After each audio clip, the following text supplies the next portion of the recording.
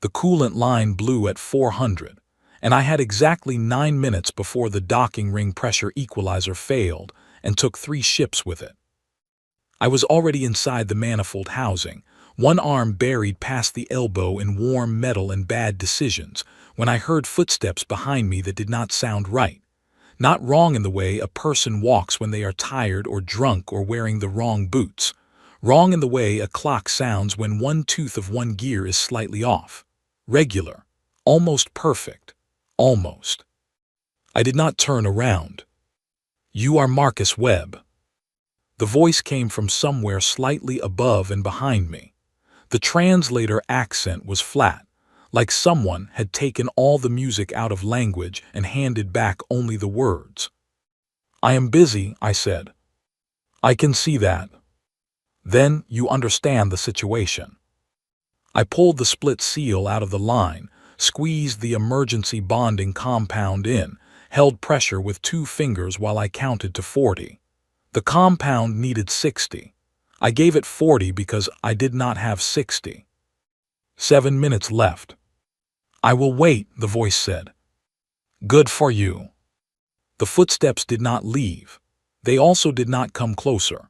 Whoever this was had found the exact edge of my work radius and stopped there, like they had measured it. I got the line resealed, ran the pressure check on my wrist unit, watched the numbers climb back to acceptable, and finally sat up and turned around. She was tall. That was the first thing.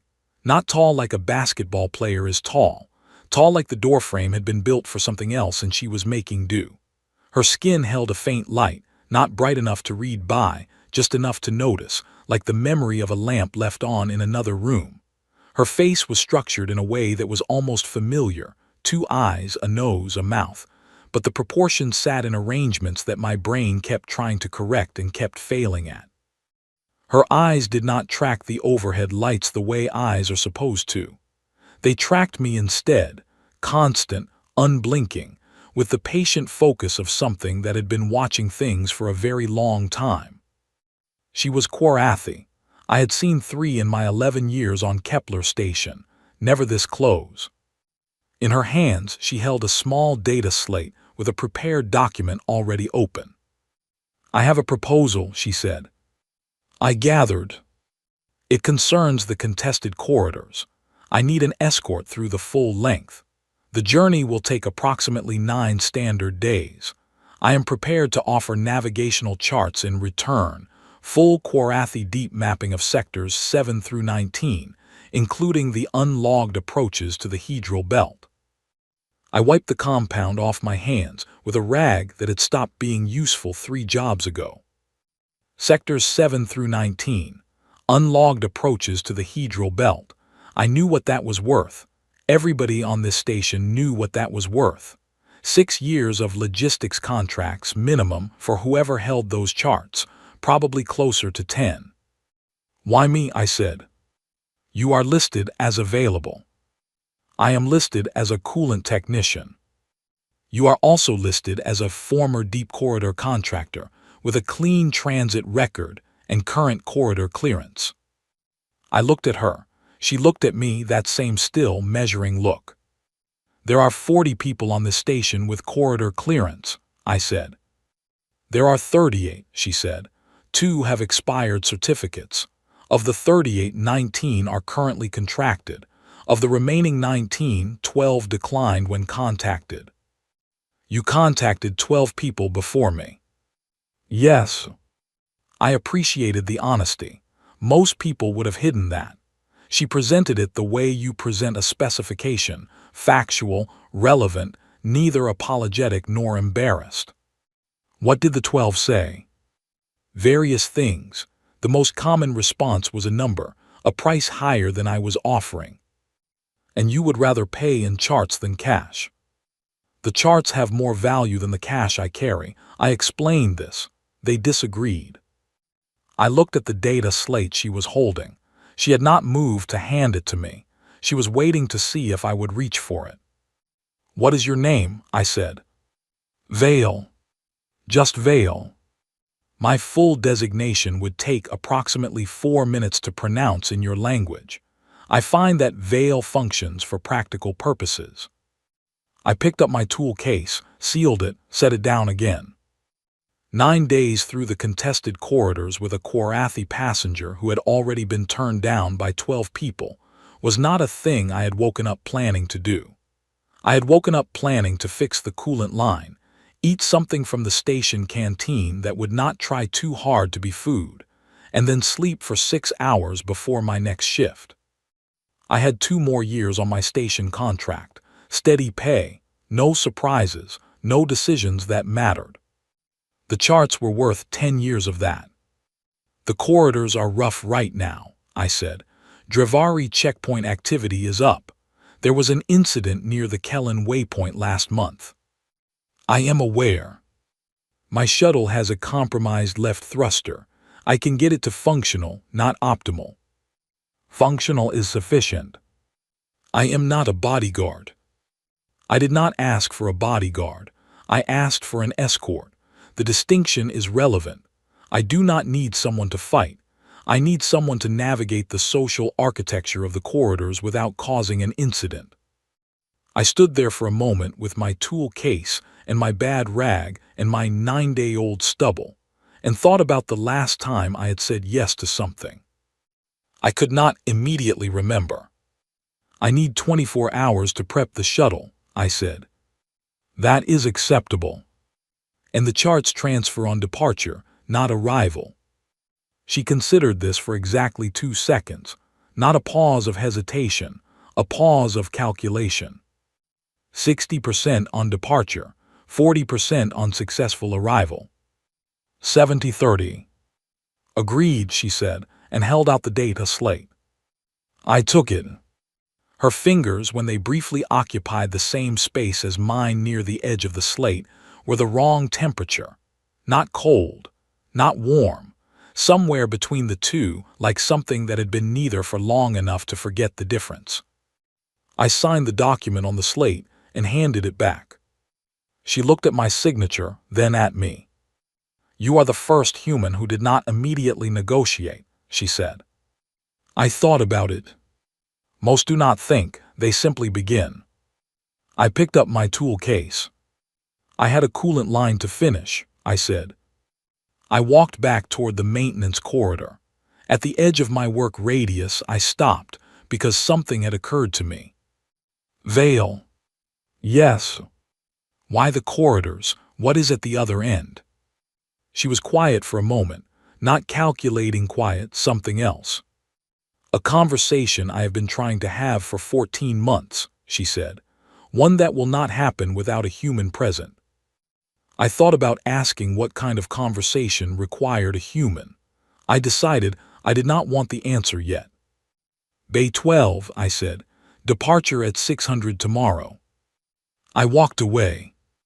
Behind me, I heard her footsteps, that almost right rhythm, move in the opposite direction. I counted the beats of it until the sound disappeared into the station noise. I was not excited. I was not afraid. But my hands had stopped moving, which was unusual, because in 2 years they had not stopped. I spent the 24 hours doing what I do when I have made a decision I cannot fully explain. I worked. I got the thruster to 83% efficiency, which was not the same as fixed but was the same as not dying. I ran the corridor charts I had and overlaid them against the 3 most recent Drivari activity reports that were available on the open network. I packed light, tool case, 1 bag. The small photograph I take everywhere, 11 faces on a relay platform, squinting into the Ganymede sun. I did not look at the photograph. I put it in the bag without looking, and I zipped the bag closed.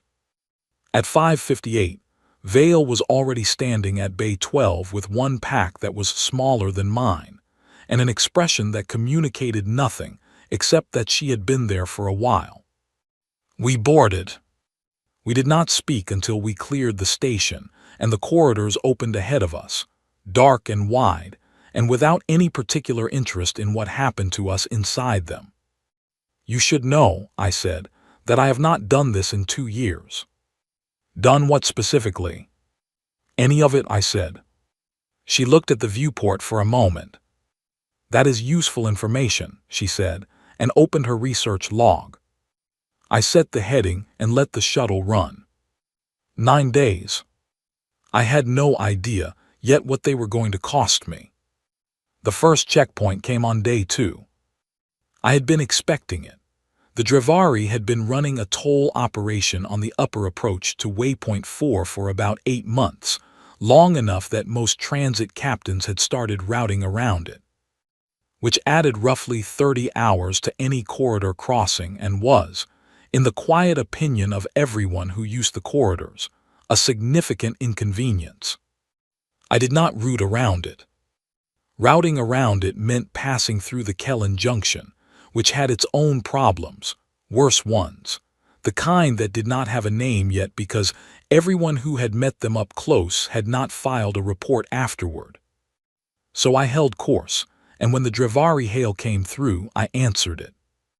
The Drivari checkpoint officer was large in the specific way that made the inside of the communication screen seem like not enough space.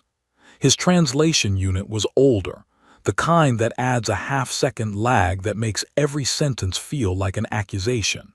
He ran my transit registration, looked at it, looked at Vale, looked back at me. "Kwarathi passenger," he said. "Correct. Kwarathi do not transit this approach. This one does." He was quiet for a moment. The lag made the quiet feel longer. "Toll," he said. "Standard rate plus the species variance charge." The species variance charge was not a real thing. It was a number the checkpoint officers invented in the moment based on how much they thought they could take. I had heard figures ranging from reasonable to the kind of number that makes you briefly reconsider all your life choices. "What is the variance charge currently?" I said. He told me. It was a large number, not the largest I had heard, but in the top 5. Behind me, Vale had gone very still, not tense still, observing still, the way a researcher goes still when the experiment begins producing data. "I do not have that," I said. "Then you turn around." "I cannot turn around. I have a contracted delivery." "Delivery of what?" "Navigational data, time-sensitive. The recipient is waiting." This was not strictly accurate. The word delivery was doing a lot of work in that sentence, but it was not a lie exactly. Navigational data was involved. A recipient was waiting, in the general sense that Vale's summit contact was at the other end of the corridors. The checkpoint officer looked at his screen, looked at me. The lag hung between us. "Half the variance charge," he said, "and the Kwarathi stays out of my scan range." "Done," I said. I paid, we moved. When the checkpoint was 2,000 kilometers behind us, and the corridors had closed back around us in their usual indifferent dark, Vale spoke. "You told him you had a delivery." "I did." That was not entirely accurate. "No." "And yet he accepted it." "Yes." She wrote something in her research log. "I have studied 31 cross-species toll interaction transcripts from this checkpoint," she said. "All 31 ended in one of 2 outcomes. The traveler paid the full variance charge, or the traveler turned around. You produced a 3rd outcome." "I lied," I said, reasonably. "You constructed a version of events that was technically supportable but directionally misleading, delivered with complete confidence, in a language that is not the checkpoint officer's primary communication form." That is a long way of saying I lied reasonably. She looked at me. "Is this standard human behavior?" I thought about it. "Pretty standard, yeah." She wrote more in the log. The thruster held at 81%, and we kept moving. Day 3 was quiet. Vale read. I fixed a secondary seal on the water recycler that had been giving me a slow error code for 6 months. We ate separately, not from tension, just from habit. She had her own provisions. I had mine. The shuttle was small enough that we were never more than 4 meters apart, which was fine. I had worked in smaller spaces with worse company. On day 4, the left thruster dropped to 77%. I went into the thruster housing at 200 when I could not sleep, which was most nights, and stayed there for 3 hours with a torch between my teeth and the repair manual. I had read enough times to have memorized the parts that mattered and ignored the parts that did not. At some point, I became aware that Vale was sitting on the floor of the corridor outside the housing, her back against the wall, her research log open, the faint bioluminescence of her skin providing just enough light to read by. "You should sleep," I said. "I sleep in intervals. I am currently in an interval. An interval of watching me fix the engine. An interval of research." I went back to the thruster. After a few minutes, she said, "You told me earlier that you had not done this in 2 years. What happened 2 years ago?" I kept my hands moving. "Ganymede," I said. She was quiet. I waited for the follow-up question. It did not come. She wrote something in the log and let the word sit there between us, a single name, a single location, a door with no handle on her side. Good. I tightened the bearing housing, ran the diagnostic, watched the efficiency number climb back to 80% and called it a win. 77 to 80, I said. Not great. But not dying, she said. That is generally the goal. I climbed out of the housing, sat on the corridor floor across from her. We were both on the floor in a narrow corridor in the dark middle of the contested corridors at 500 in the morning, and neither of us had anything to say about that, so we did not say anything. After a while, she showed me her research log. Not the text, the charts. 14 years of compiled data, hundreds of incidents across dozens of species, movement patterns, conflict records, resource allocation behaviors, survival decisions. One column glowed, slightly different from the rest. Humans. You are an outlier, she said. Statistically, your species makes decisions that do not model correctly. The algorithms predict one behavior, you produce another. What kind of behavior? She looked at me. Help, she said, offered without calculation, without prior relationship, without guarantee of return. I looked at the column.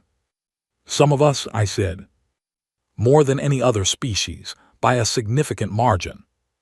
We also cause more problems per capita than most species in the corridors.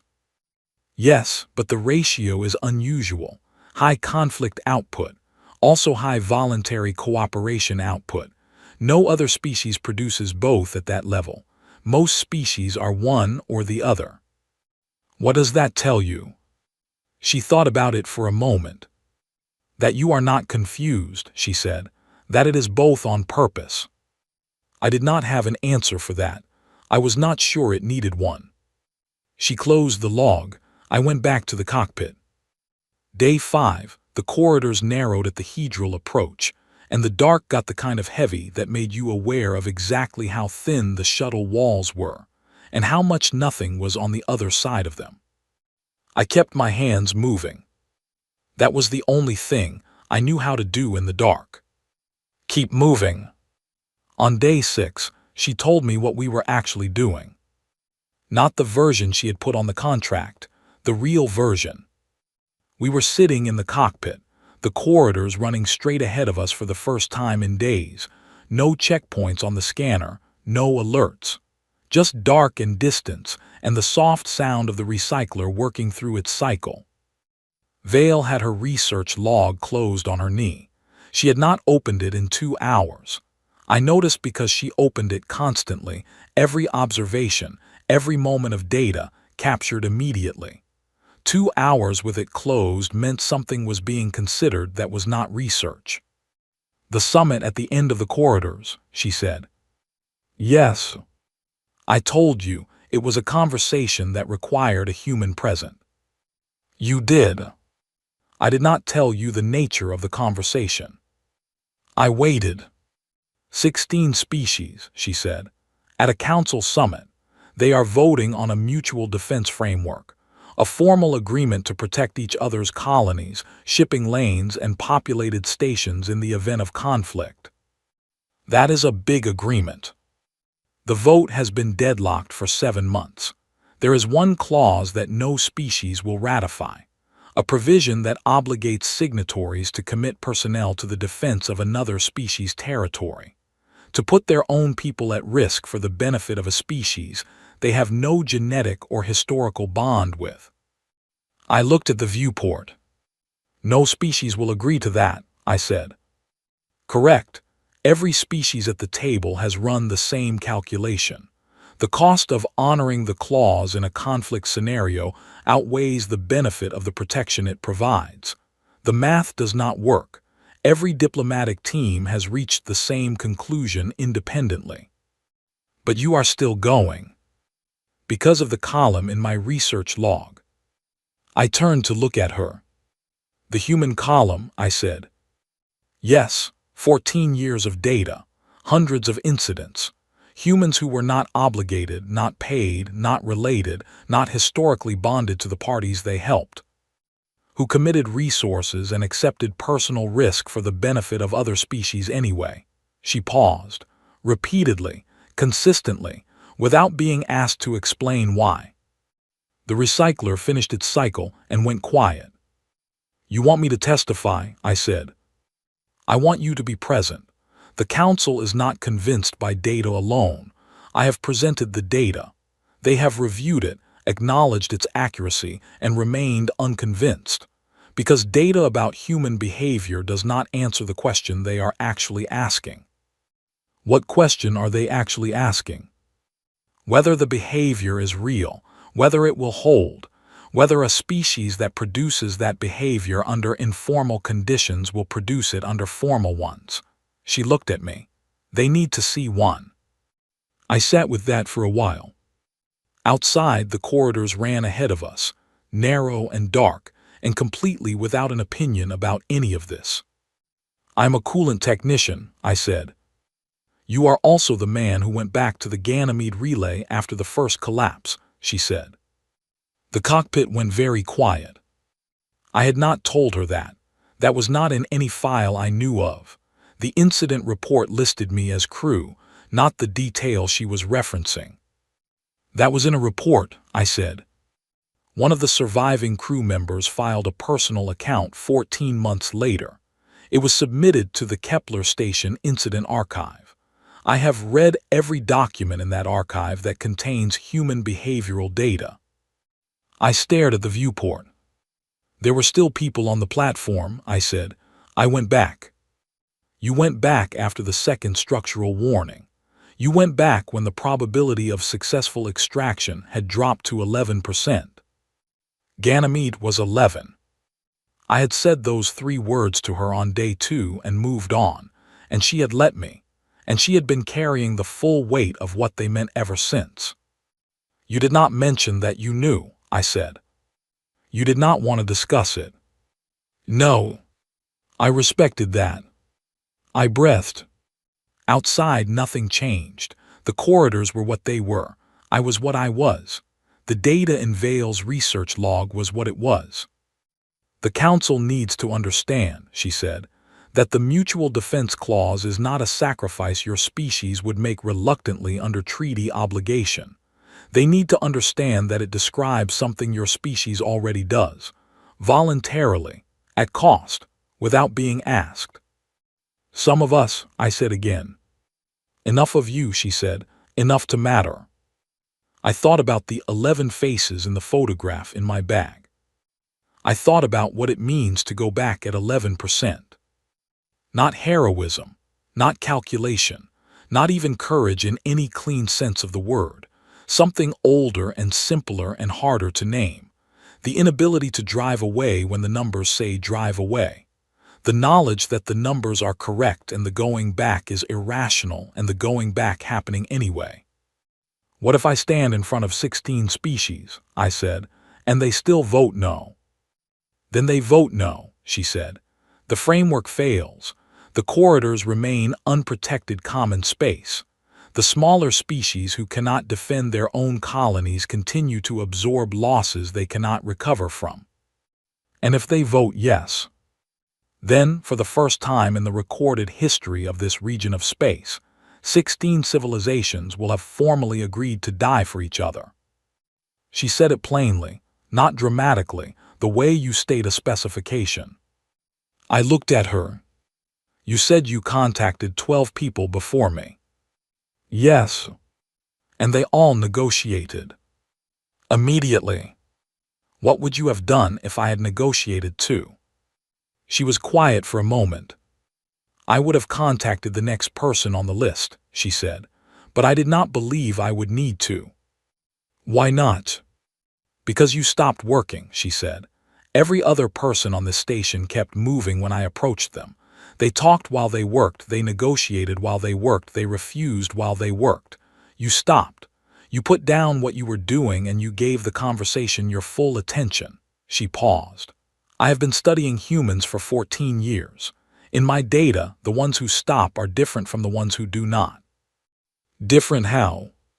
They go back at 11%, she said. The corridors ran ahead of us. I will be at the summit, I said.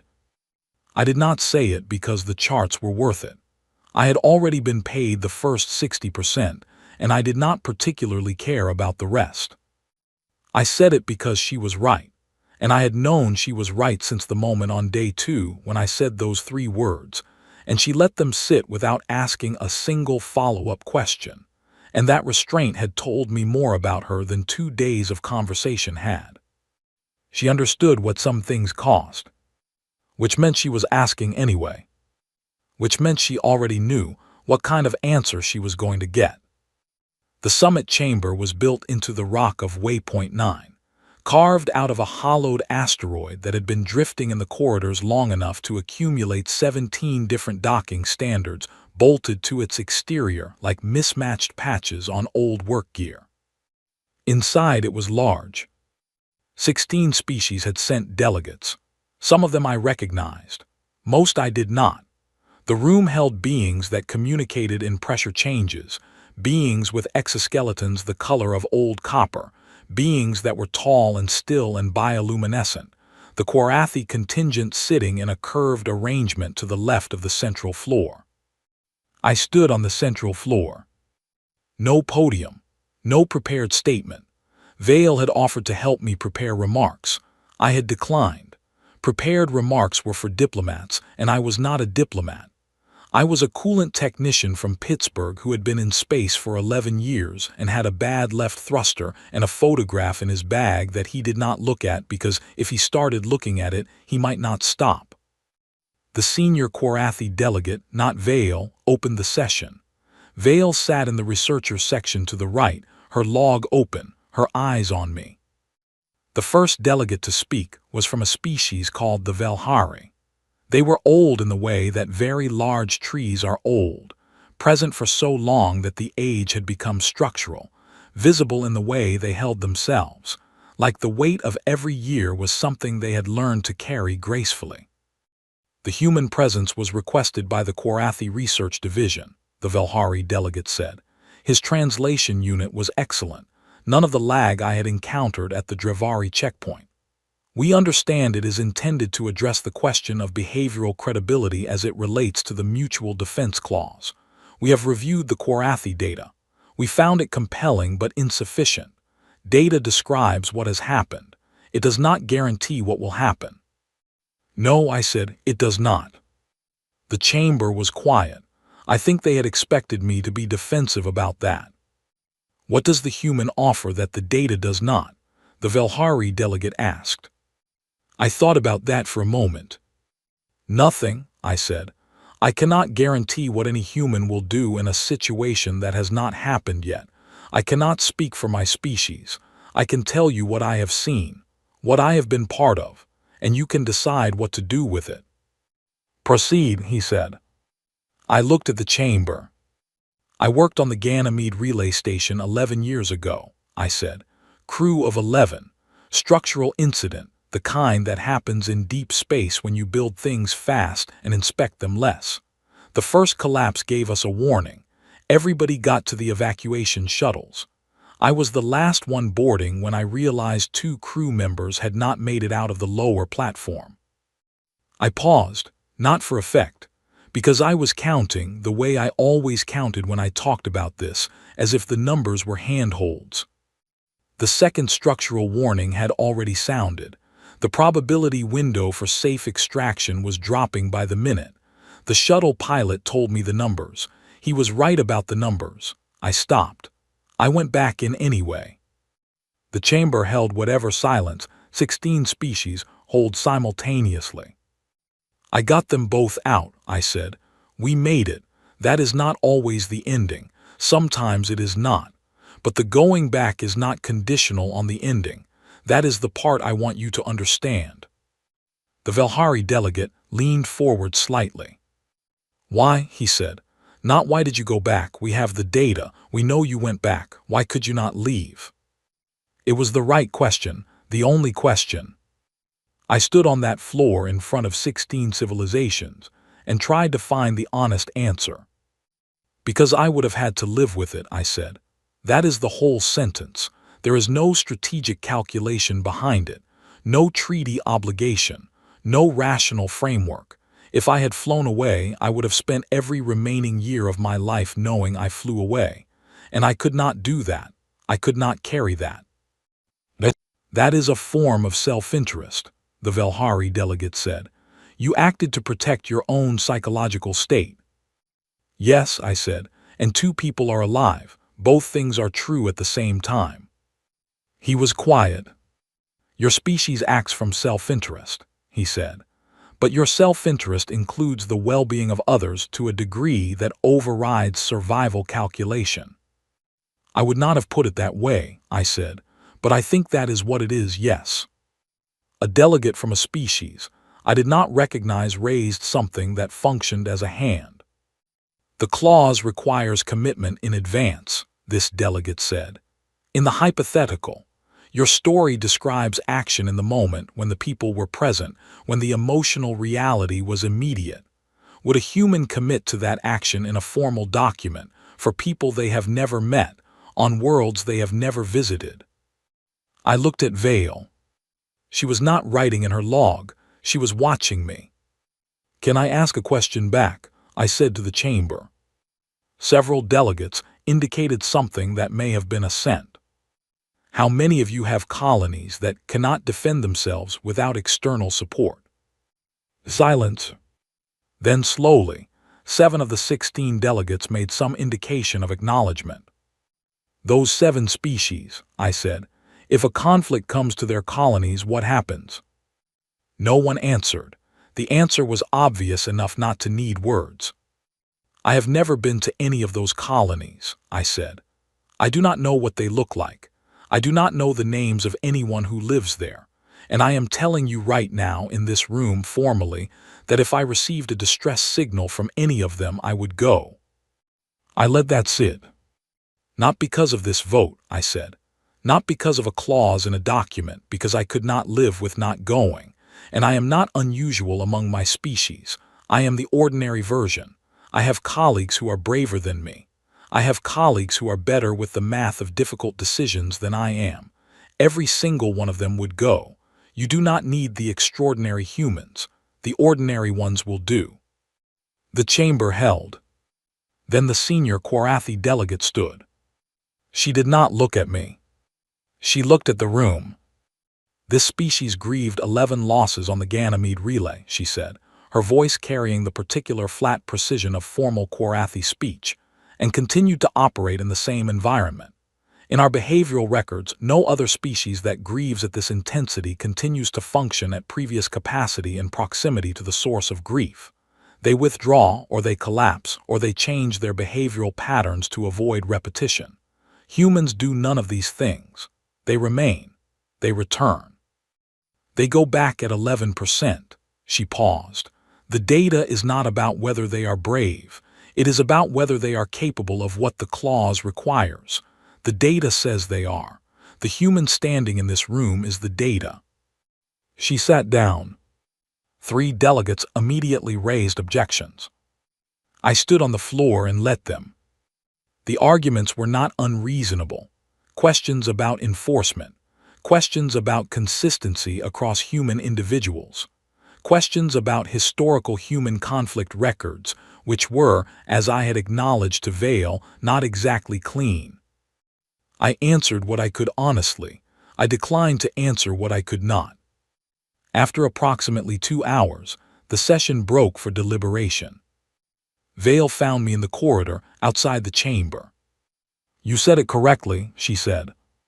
"I said it honestly. Whether it was correct depends on the vote." She shook her head. "The vote is not the measure of whether it was correct," she said. "You told them what is true. That is the measure." We stood in the corridor of an asteroid in the middle of the contested corridors, while 16 civilizations deliberated in the room behind a sealed door. And I thought about how I had woken up 2 weeks ago planning to fix a coolant line and eat something that was trying too hard to be food and sleep for 6 hours. "The opposition delegates," I said, "3 of them." "Yes. They are not wrong to be skeptical." "No. Humans have also caused a significant amount of problems in this region of space." "Yes. The ratio is unusual," I said, borrowing her words back at her. She looked at me. "High conflict output," she said. "Also high voluntary cooperation output, both on purpose." The sealed door opened. We went back in. The vote was 13-3. I did not perform any reaction. I stood on the floor and held very still, the way I hold still when something costs more than I planned for, and I am not ready to count it yet. Vale was writing in her log. 13 civilizations had just formally agreed to die for each other. Because a coolant technician from Pittsburgh had stood in a room and told them he could not live with flying away. I thought about the photograph in my bag. 11 faces. Ganymede's son. I thought about what they would say about this, and I almost smiled. The return journey took 8 days instead of 9, because I pushed the thruster and it held. Neither of us mentioned the vote for the first 2 days, not from avoidance, from the kind of quiet that follows something large, the quiet of letting the size of a thing settle before you pick it up and carry it. On day 3, Vale closed her research log and set it on the console between us and did not reopen it. "I want to tell you something," she said. "All right. My mission report to the Korathi High Council will accurately describe all events from departure to arrival. It will note the successful summit outcome, the favorable vote, the diplomatic achievement of getting the framework ratified after 7 months of deadlock." "That sounds like a complete report." "It is not," she said. "There is one element I have not decided how to categorize." "What element?" "Why I selected you." I looked at her. "The report states that I selected you based on available contractor data, transit credentials, and corridor experience," she said. "This is accurate. But the actual determining factor was not in the data." She was quiet for a moment. "I had been trying to find a human for 14 months, she said. "Not this human specifically. Any human who fit the behavioral profile I was looking for.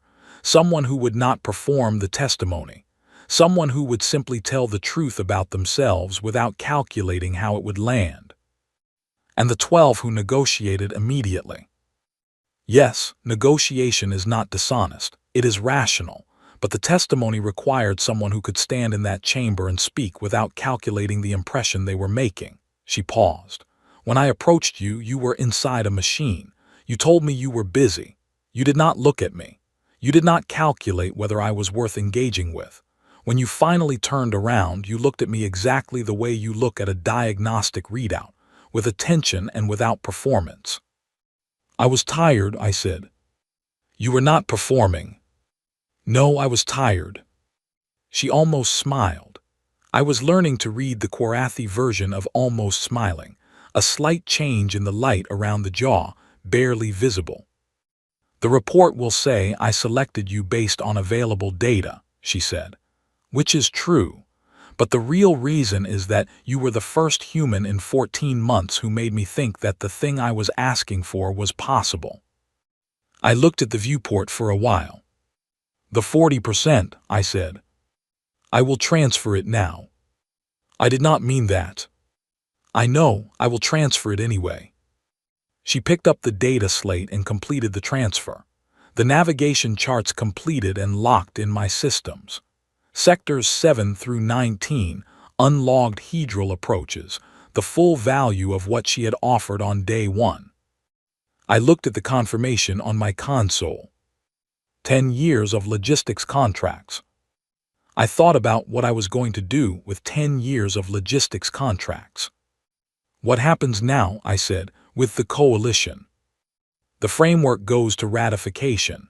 Each species must confirm through their own governance process.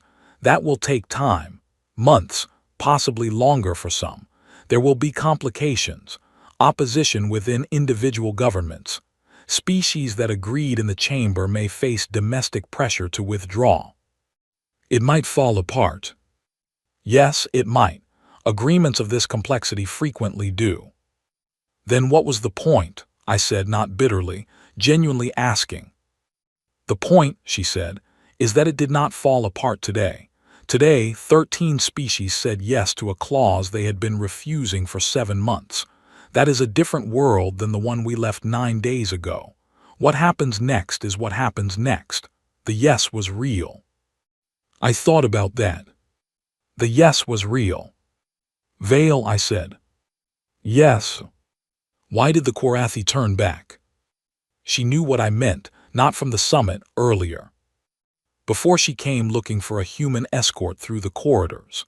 I had been sitting on the question since day 3, and had decided on day 4 to ask it on the return journey, and had kept waiting for the right moment, and had concluded there was not going to be a right moment, so I might as well ask it now.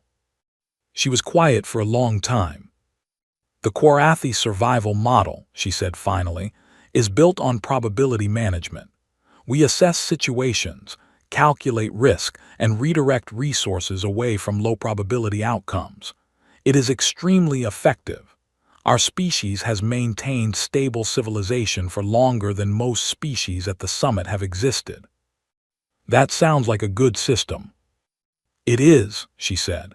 It also means that when the preliminary assessment of the corridor's crossing indicated an elevated risk profile, the assigned escort team submitted a withdrawal recommendation. The council approved it, statistically correct decision. But you still needed to get through the corridors. Yes. And no Korathi escort was going to go at the numbers. Correct. I looked at the thruster readout, still holding at 80%. So you came looking for a species that goes at 11%, I said. Yes. How did that feel? I said. Going to ask for help from a species your people find statistically irrational. She considered the question the way she considered everything fully, without hurrying. Necessary, she said, and also correct. Those two things were in conflict for several weeks before I made the decision to come to Kepler Station. She paused. I have a theory about the conflict. What theory? That the Korathi system of probability management is correct in all situations except the ones where the only available path runs through low probability. In those situations, our model has no tool. It only knows to say no. She looked at me. Your species does not only know to say no. We also cause a significant amount of problems, I said. Yes, she said, both things are true at the same time. She was giving my words back to me. I recognized them and did not say anything about it. The shuttle ran on. The thruster held. The corridors gave way to the wider dark of regular space, and ahead of us, still hours away, the lights of Kepler Station grew from nothing to faint to something you could navigate by. The Korathi High Council, I said, when they review your report. Yes. Will they understand what you actually did? Going through the corridors with one escort compromised thruster, getting turned down by 12 people first. She was quiet. They will understand the outcome, she said. The path to the outcome will read as irregular in several places. Are you in trouble? Possibly. The council does not reward irregular paths. Results are noted. Methods are reviewed. You went at your own 11%, I said. She looked at me. I had data, she said. 14 years of it. Yes, the data indicated that the path was viable. The council does not share my confidence in the data. They find the human behavioral column an interesting anomaly rather than a reliable variable. Maybe the vote changes that. Perhaps. 13-3, I said. After 7 months of deadlock, that is not an anomaly anymore. She opened her research log for the first time in 3 days. She opened a new file. She titled it, and I could read it from where I was sitting. Human Behavioral Anomaly, Addendum. She wrote for a while without speaking. I did not read over her shoulder. I watched Kepler's station get larger and thought about what I was going to do when I got back. I had the charts. I had options. I could buy out the rest of my station contract and go independent. I could take the kind of contracts I had been avoiding for 2 years, the ones that went somewhere, the ones that mattered, the ones that had a chance of going wrong. I could stop keeping my hands moving and start choosing where they moved. What does it say? I said, nodding at the log. The addendum. She looked at what she had written. It says that after observing one human in the field for 9 days across multiple high-stakes interactions, the behavioral data from the archive can be confirmed as representative rather than anomalous. She paused. It says they know what things cost. They factor in the cost. They proceed anyway. And it says that this is not irrationality. It is a value system for which the Quarathi language does not yet have a word. The station was close enough now that I could see individual docking bays. Bay 12, where we had started. Does your language have a word for it? She asked. A few, I said. None of them are quite right. The closest one is probably just the word for what you cannot live without doing. What word is that? I thought about 11 faces in a Ganymede sun. I thought about a 2-year stretch of kept down head and locked away yes. I thought about a checkpoint, a floor, a chamber, 13 raised hands. Home, I said. We call it going home. She wrote that down. We docked at 1340. She gathered her one bag. I gathered mine. We stood in the open bay door with the station noise coming in around us, the ordinary volume of a place full of people going about the business of being alive. I need a larger sample size, she said. For the research. Yes. How much larger? Significantly. One human in one situation is not a sufficient dataset for the conclusions I am drawing. Sounds like you have more corridors to cross. Yes, she said, likely several. She held out the data slate with the completed contract notation on it. I shook my head. We are squared, I said. She looked at the slate, put it away. Marcus Webb, she said. Vale, I said. She walked into the station. I watched her go until the almost right rhythm of her footsteps disappeared into the crowd. Then I picked up my bag and my tool case, and I walked back inside. There was a coolant line on Ring 4 that had been throwing a slow error code for 2 months. I went to fix it. My hands were already moving.